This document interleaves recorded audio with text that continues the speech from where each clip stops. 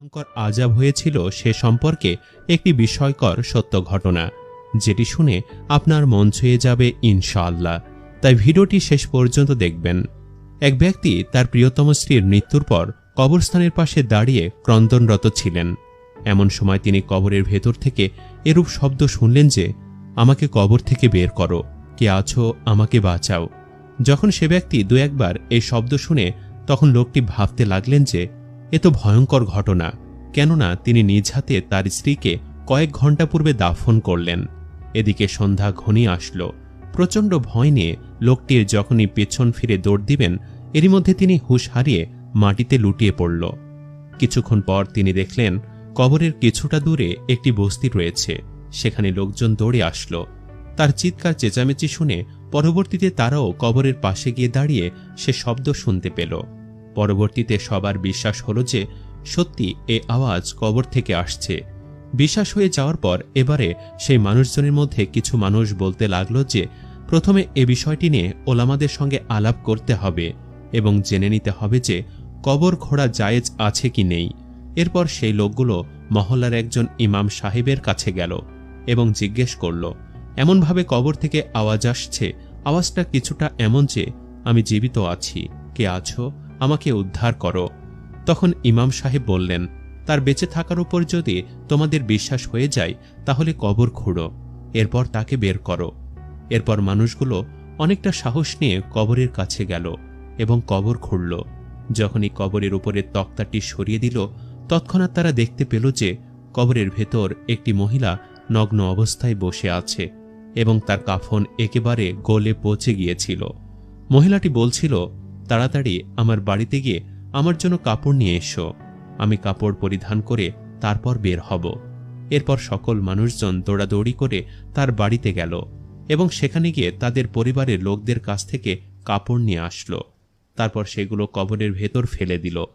এরপর সে মেয়েটি তার কাপড় পরল আর চাদর দিয়ে নিজেকে জড়িয়ে নিল। এরপর সে দৌড় দিয়ে নিজের ঘরের দিকে যেতে শুরু করল আর ঘরের ভেতরে একটি রুমের মধ্যে গিয়ে সে তার দরজা বন্ধ করে দিল। এবার যে মানুষগুলো কবরস্থানে এসেছিল তারাও দৌড়ে কিছুটা তার বাড়ি পর্যন্ত পৌঁছালো। তারপর সেখানে গিয়ে বুঝতে পারল যে মেয়েটি তার ঘরের ভেতর থেকে দরজা লাগিয়ে দিয়েছে। এবার সে মানুষগুলো দরজা খটখট করতে লাগল আর বলল যে দরজা খোলো। কিন্তু ভেতর থেকে মহিলাটি উত্তর দিল যে আমি দরজা খুলে দিতে পারি, কিন্তু রুমের ভেতর শুধুমাত্র সেই ব্যক্তি প্রবেশ করবে যার আমাকে দেখার মতো সাহস আছে, কেননা আমার অবস্থা এখন অনেকটা এমন যে কেউ আমাকে দেখার পর সহ্য করতে পারবে না। তবুও যদি কেউ দেখতে চায় তাহলে তাকে খুব মজবুত হৃদয়ের মানুষ হতে হবে। মহিলাটির এমন কথা শুনে সেই সমস্ত ব্যক্তিরা ভেতরে যেতে ভয় করতে লাগল, এমনকি লোকটির স্বামীও। অতঃপর লোকটির স্বামী সাহসী হৃদয় নিয়ে সামনে এগিয়ে গেল এবং তাকে বলল, তুমি শিকল নামিয়ে দাও, আমি ভেতরে আসব। এরপর তার স্ত্রী দরজা খুলে দিল এবং সে সহ কয়েকজন লোক তার ঘরে প্রবেশ করল। ভেতরে সে মহিলাটি নিজেকে চাদর দ্বারা জড়িয়ে বসেছিল। যখন সে মানুষগুলো ঘরের ভেতর প্রবেশ করল তখন সেই মহিলাটি সর্বপ্রথম তার মাথার কাপড় সরালো। লোকজন দেখতে পেল যে তার মাথায় একটি চুলও নেই। শুধুমাত্র তাই নয়, তার মাথার মধ্যে কোনো প্রকার চামড়া উপস্থিত ছিল না, শুধু হাড় দেখা যাচ্ছিল। যখন লোকজন জিজ্ঞেস করতে লাগলো যে তোমার চুল কোথায়, তখন মহিলাটি উত্তর দিল যে যখন আমি জীবিত অবস্থায় ছিলাম তখন আমি মাথায় কাপড় না দিয়ে চুল বাতাসে উড়িয়ে পরপুরুষকে আকৃষ্ট করার জন্য নিজের সৌন্দর্য প্রদর্শন করতাম। মৃত্যুর পর যখন আমাকে কবরে নিয়ে আসা হলো তখন ফেরেশতারা আমার প্রত্যেকটি চুল উপড়ে ফেলে দিল এবং এজন্যই আমার চুলের সঙ্গে চুলের চামড়া উঠে গেছে, আর এজন্য আমার মাথার মধ্যে চুল এবং চামড়ার কিছুই অবশিষ্ট নেই। এরপর সে মহিলাটি তার চেহারা থেকে চাদর সরালো।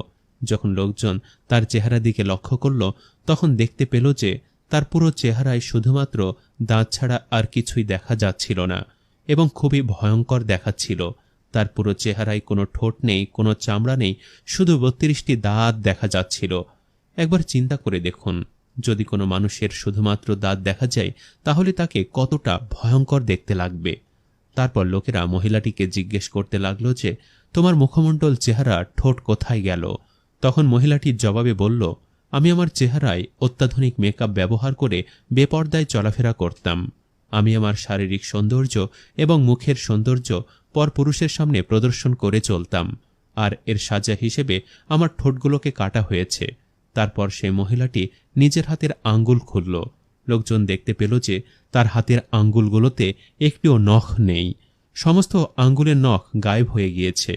তখন তাকে জিজ্ঞেস করা হলো যে, তোমার হাতের আঙ্গুলের নখগুলো কোথায় গেল? উত্তরে সেই মহিলাটি বলল, আমি নখে নেইল পলিশ ব্যবহার করতাম এবং তা পরপুরুষের সামনে প্রদর্শন করতাম, তাই আমার প্রত্যেকটি নখ উপড়ে ফেলা হয়েছে। কারণ আমি এ সমস্ত কাজগুলো আমার স্বামীর জন্য নয়, বরং নিজের রূপ সৌন্দর্য প্রদর্শন করে বেড়ানোর জন্যই ব্যবহার করতাম।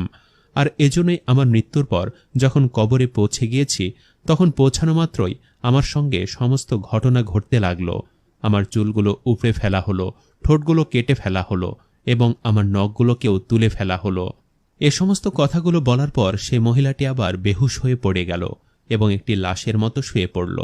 এতটুকু দেখার পর লোকটির হুঁশ ফিরে এলো এবং দেখতে পেল সকাল হয়ে গিয়েছে। কবরের পাশে শুয়ে থাকা সেই স্বামী সোজা হয়ে উঠল এবং বুঝতে পারল রাতে কবর থেকে ভয়ঙ্কর আওয়াজ শোনার পর তিনি বেহুশ হয়ে গিয়েছিলেন এবং সারা রাত কবরের পাশে তিনি বেহুশ অবস্থায় ছিলেন এবং রাতভর তিনি স্বপ্নযোগে এই দৃশ্যগুলো দেখেছেন। পুরো ঘটনাটি তিনি সাথে সাথে মসজিদের ইমাম সাহেবকে জানালেন এবং ইমাম সাহেব বললেন, আপনি যা দেখেছেন তা মানুষের কাছে প্রকাশ করুন। নিঃসন্দেহে এটি আল্লাহর তরফ থেকে একটি বড় ধরনের সতর্কবার্তা সেই সকল মা বোনদের জন্য যারা লোক সম্মুখে নিজেকে প্রদর্শন করে বেড়াতে পছন্দ করে। তো বন্ধুরা, কেমন লাগলো আমাদের আজকের এই ভিডিওটি? কমেন্ট করে অবশ্যই জানাবেন। আজ তাহলে এ পর্যন্তই। আপনারা ভালো থাকবেন, সুস্থ থাকবেন। আল্লাহ হাফেজ।